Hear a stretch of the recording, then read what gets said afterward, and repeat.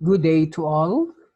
My topic today is the DepEd Order number 66, Series 2007, or otherwise known as the Revised Guidelines on the Appointment and Promotion of Other Teaching, Related Teaching and Non-Teaching Positions. I am Dr. Crisando E. Avila, or Sir Chris, the Director of Center for the Promotion of Campus Journalism, Philippines.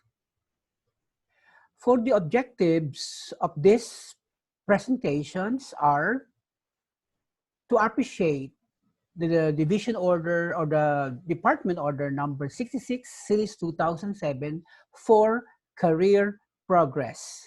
And next is to figure out the principles of merit and fitness, objectivity and uniformity and evaluation. The third one is to help prepare for professional growth and climb to the ladder of success. The last one is to be ready for the next ranking period and to hit the target promotion or the target position. So those are the objectives that I really want you to listen very well, because you will see the beauty of this to ensure that you will be having a career height in the near future.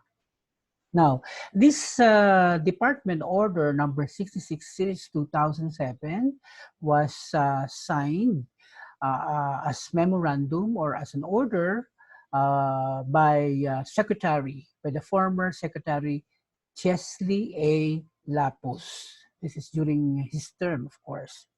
Now, the DO 66 series 2007 applies to the appointment and promotion of teaching and related teaching group. So who are this teaching and related teaching group?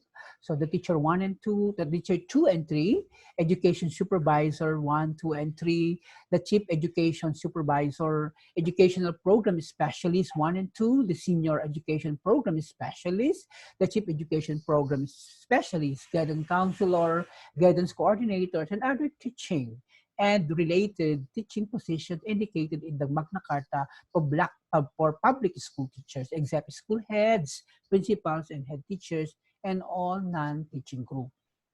So let us have, the first one is the procedure. So the first step is this will be undertaken by the HRMO in charge of personnel. So the first step is to publish the vacant positions in the Civil Service Commission Bulletin of Vacancies or through other modes of publication pursuant to RA 7041, requiring the regular publication of existing vacant position in government officers. So it's meant to say that if there is vacancy or there are vacancies, positions in any government agencies or offices, it has to be published.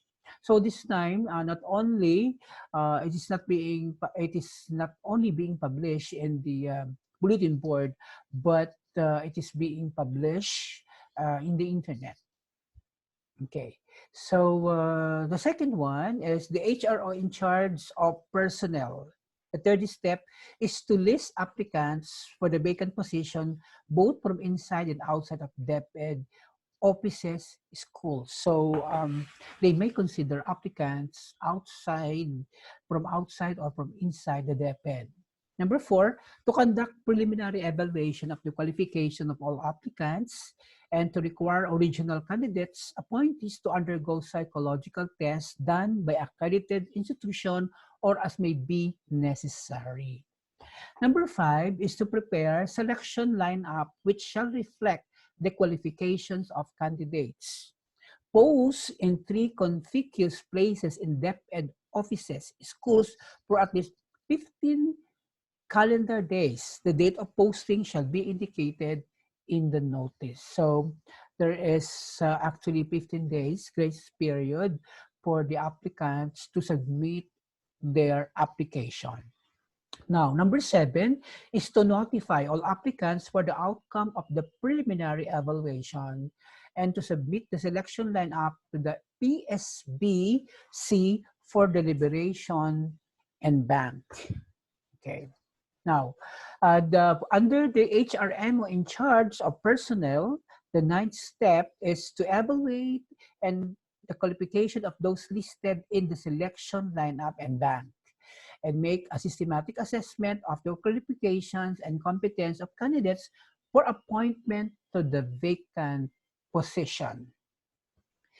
Now, under the Personnel Selection Board, or the PSP, they conduct further assessments such as written examination, skills tests, interview, and others of qualified candidates. They submit to the appointing authority the short list of 5 ranking candidates whenever possible, whose overall point scores are comparatively at par with each other based on the comparative assessment of the determinant factors cited herein, so that we will be discussing later. Now, the appointing of official assess the list of the 5 candidates for appointment submitted by the PSBC. And the 14th step is to select from among the top 5 candidates the one the most qualified for appointment to the vacant position. So there will be, the candidates will be trimmed down into 5. And to issue appointment in accordance with existing civil service rules and regulations. The personnel office shall post the appointment a day after its issuance for 15 calendar days in at least 3 conspicuous places in the DepEd offices school concerned. The date of posting should be indicated in the notice. So, because the public must also be informed about the appointment of a particular employee. Now, the composition of the personnel in Personnel Selection Board of the PSB. The PSB shall compose of the following. So in the central office, the chairperson must be the undersecretary, the vice chairperson is the assistant secretary, and the members are the head of office where the vacancy exists, the chief personnel division, and 1 representative of the DepEd Employees Union, either for the first or second level, as the case may be. Now, the PSB shall be composed of the following.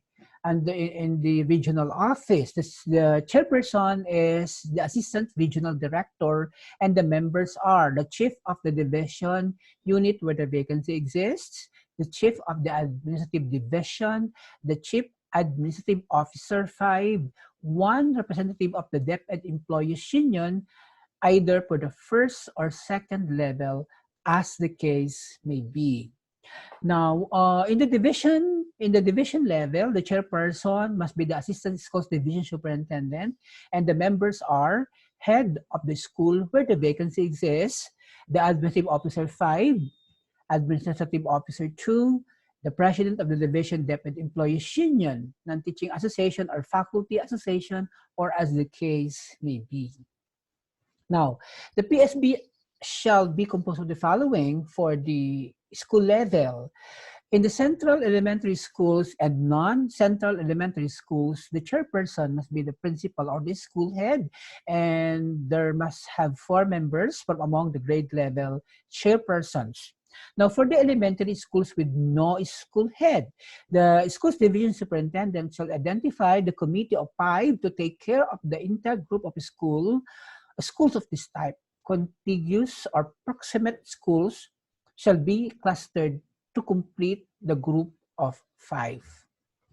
Now, for the secondary schools with existing department head, the teaching positions, the chairperson must be the principal or school head, and the members are the department head with vacancy where the vacancy exists, the department head, the administrative officer, president of Teachers Association.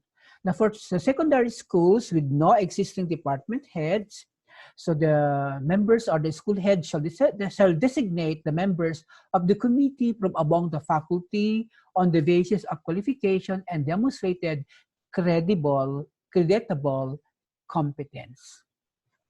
Now, for the non-teaching personnel, the chairperson must be the principal or the school head, and there must have, of course, members 2, department head, the administrative officer, President of Employees Union, President of Non-Teaching Association. So these are actually the compositions of the Personnel Selection Board. This is actually the committee that handles the evaluation of the applicants. Now let's just see now. This is now important, the computation of points, because candidates will be ranked according to these points. The teaching and related teaching group. So we have criteria. Performance is very important. It's actually the biggest part. No, it takes the biggest point. Performance is 35%. So this is being rated through in 3 years performance rating. Okay, experience is 5 points. Outstanding accomplishment is 20 points. Education is 25 points. Psychosocial attributes is 5 points. Potential 5 points. Training is 5 points with a total of 100 points. Now, for non-teaching group, we have level 1 and level 2. Performance is 35 for level 1 and 30 for level 2. For the experience, level 1 takes 5 points, and level 2 it has 10 points. Now, the outstanding accomplishments, outstanding accomplishment includes awards, innovation, and others. It takes 5 points for level 1 and 20 points for level 2. Now, for education, the education attainment, 10 points for level 1 and 5 points for level 2. Potential is 15 points and 5 points for level 2. Training is 10 points and level 2 is 10 points with a total of 100 points. Okay. For performance rating, the performance rating of this candidate of at least 3 rating periods prior to screening should be at least very satisfactory. Okay, so we have OPCRF and IPCRF. For the experience must be relevant to the duties and functions of the position to be filled. Outstanding accomplishments like Outstanding Employee Award, awarded in the school, nomination in the division, awarded in the district, nomination in the region, awarded in the division, nomination in the department, awarded in the region, national awardee. Actually, you can also have international award, okay? Now, let's proceed to the innovations. So you must have innovations. Innovations work plan properly documented, approved by immediate chief, and attested by authorized regional division official. Conceptualized, started the implementation, fully implemented in the school, adapted in the district, and it can be adapted in the division. If your innovation is really, really very good, it can be adapted in the national level. Now, research and development projects, not only research, but also development projects. It can be an action research conducted in the school level, district level, and division level. Now, for publication and authorship, articles published in journal, newspaper, magazine, or wide circulation. It can be provincial publication or regional publication or the national and even international publication. Now, consultant, resource speaker in training and seminars. It can be workshop or symposia. It can be in the district level, division, regional, national level, and international level. Now, for education and training, let's have the first one, education. For you to have points on this, you must have completed the academic requirements for master's degree or completed a master's degree, completed academic requirements for doctoral degree, and better if you have completed the doctoral degree. Now, for training, participants in specialized training, scholarship programs, short courses, study grants, participants in 3 or more training activities in each level conducted for at least 3 days, not credited during the last promotion. So it can be the district level training, division, regional, and participant in one training conducted for at least 3 days, not credited during the last promotion. Take note that the training must be 3 days. National level, international level, it can be chair or co-chair in technical planning committee. District level up to the international level. Now, for potential, this refers to the capacity and ability of a candidate to assume the duties of the position to be filled up and those of higher level. The Personal Selection Board Committee shall determine the potentials of the candidate based on the following components. Number 1 is communication skills. Can speak and write effectively in both English and Filipino. Ability to present ideas, present well-organized and precise ideas with marked command of the language used. So it is the presentation skill. And then alertness, manifest presence of mind and awareness of the environment. Judgment, demonstrates sound judgment.